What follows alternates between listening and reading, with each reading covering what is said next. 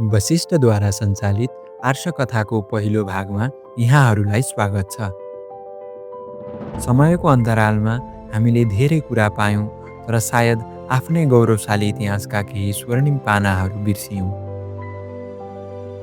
आजको पुस्तालाई त्यही बिर्सिएको इतिहाससँग जोड्न र नवजागरणको एउटा दियो बाल्न वशिष्ठको यो सानो प्रयास हो। इतिहासले देखेको तर वर्तमानले भुल्न लागेको सिद्ध पुरुषहरूको दिव्यगाथा आर्षकथा। नेपाल सदादेखि नै ऋषिहरूको भूमि हो, जहाँ निरन्तर मन्त्र गुन्जिरहन्छ र तपस्याको सुगन्ध फैलिरहन्छ। यही भूमिमा उदय हुनुभएका एक महापुरुष, एक सिद्ध योगी र एक असल राष्ट्रभक्त हुनुहुन्छ परमहंस योगी नरहरिनाथ। उहाँको जीवन धर्म, संस्कृति र इतिहासको अन्वेषणप्रति पूर्ण समर्पित देखिन्छ। यस्ता अजस्र प्रेरणाको स्रोत महापुरुषको कथा आजको पुस्ताले सुन्नुपर्छ। हिजोको इतिहासबाट प्रेरित भएर आजको नयाँ थालनी गर्नुपर्छ। जीवनी सुन्दा नै पौराणिक कथाको पात्र जस्तो लाग्ने यस्ता दिव्य पुरुषहरू हाम्रो इतिहासको यथार्थ हुनुहुन्थ्यो भन्ने कुरा सबैले बुझ्न आवश्यक छ। योगी नरहरिनाथ केवल एउटा नाथ सम्प्रदायका सामान्य योगी नभएर नेपालका धार्मिक, सांस्कृतिक एवं ऐतिहासिक गुरु हुनुहुन्छ। उहाँको कर्मको मूल्याङ्कन गरी उहाँलाई राष्ट्रगुरुको उपाधिले पनि सम्मान गरिन्छ। यस्ता महायोगीको जन्म कालीकोट जिल्लाको लालु गाउँमा विक्रम सम्वत 1971 साल फागुनको 17 गते भएको थियो।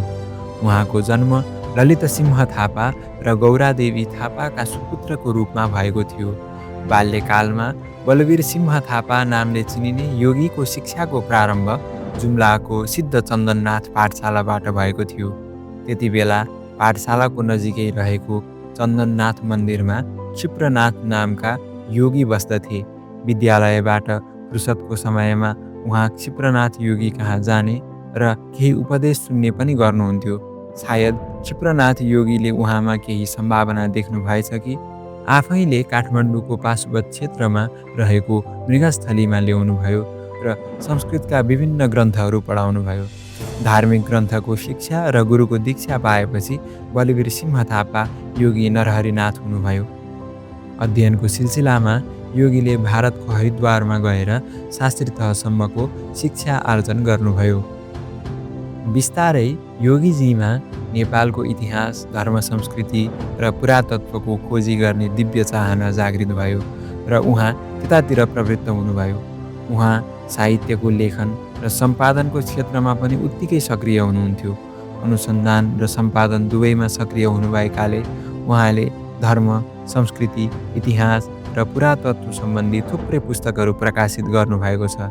गोरखा वंशावली, श्रीमद् पशुपति पुराण, धनुर्वेद, हिमवत् खण्ड, हिन्दू राष्ट्रमा गाईको महिमा, हाम्रो देश दर्शन, देवता तीर्थमाला, शिखरिणी यात्रा, इतिहास प्रकाश आदि उहाँका प्रमुख कृतिहरू हुन्। उहाँका ती कृतिहरू केवल कृति मात्र होइनन्, हामी नेपाली तथा सनातनीहरूका लागि अमूल्य सम्पत्ति पनि हुन्। उहाँले श्री 5 बडा महाराज धिराज पृथ्वीनारायण शाहको दिव्योपदेश, गोर्खालीहरूको सैनिक इतिहास आदि पुस्तकहरूको सम्पादन एवं अनुवाद पनि गर्नुभएको छ। नेपालका विभिन्न जिल्लाहरूको भ्रमण गरेर योगीले त्यहाँको इतिहासलाई नजिकबाट अध्ययन गर्नुभयो र ऐतिहासिक सामग्रीको सङ्कलन गरी प्रकाशनमा पनि ल्याउनुभयो। सहज भाषामा भन्नुपर्दा आधुनिक नेपालका हामी नेपालीलाई हाम्रो गौरवमय इतिहासको बारेमा जानकारी दिलाउने काम योगी नरहरिनाथले नै गर्नुभएको हो। त्यसअघि यस किसिमको सक्रियताका साथ नेपालको इतिहासको अन्वेषण भएकै नै थिएन। हाम्रो मूल सभ्यता र संस्कृति संस्कृतमा अडिएको छ भन्ने मनाशयले प्रेरित भएर नेपाल संस्कृत विश्वविद्यालयको स्थापनाका लागि पनि उहाँले ठुलो योगदान गर्नुभयो। यति मात्र होइन, उहाँ देशको राजनीति र विश्व परिस्थितिबारे पनि सचेत हुनुहुन्थ्यो। देशका जनतालाई सचेत बनाउन उहाँ सधैँ लागिरहनु भएको देखिन्छ। उहाँ परिश्रम गर्नुपर्छ र अरूको हितमा लाग्नुपर्छ भन्ने कुराको प्रेरणा सबैलाई दिनुहुन्थ्यो। लामो दूरीको यात्रा हिँडेरै पार गर्न सक्ने, छिटो हिँड्न सक्ने, धेरै बेरसम्म प्रवचन गर्न सक्ने र लामो समयसम्म पनि भोकै बसेर सक्रिय रहिरहन सक्ने स्वभाव उहाँमा थियो। त्यसैले उहाँ हिँडेरै गाउँ गाउँमा पुगेर राष्ट्र, संस्कार, संस्कृति तथा इतिहासको विषयमा मानिसहरूलाई उद्बोधन गर्नुहुन्थ्यो।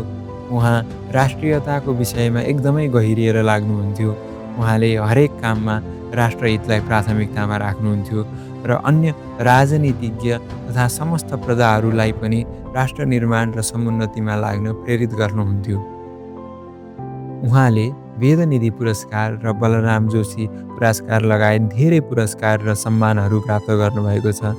देश, धर्म, संस्कृति, इतिहासको संरक्षण र सम्वर्धनमा जीवन बिताउनुभएका यस्ता योगी महापुरुष विक्रम सम्वत 2059 साल फागुन 13 गते 88 वर्षको उमेरमा मृगस्थलीमा ब्रह्मलीन हुनुभयो।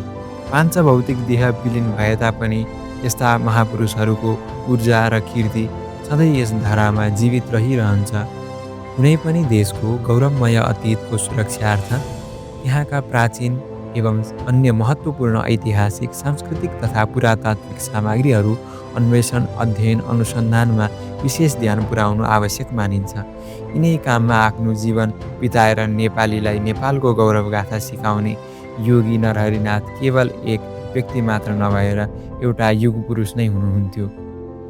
समग्र जीवन राष्ट्रको अभ्युन्नतिमा बिताउनुभएका राष्ट्रगुरु योगी नरहरिनाथको हामी सारा देशवासीले सधैँ सम्झाउनु पर्ने एउटै कुरा छ, राष्ट्र बाँच्न, धर्म र संस्कृति बाँच्नुपर्छ। जय सनातन।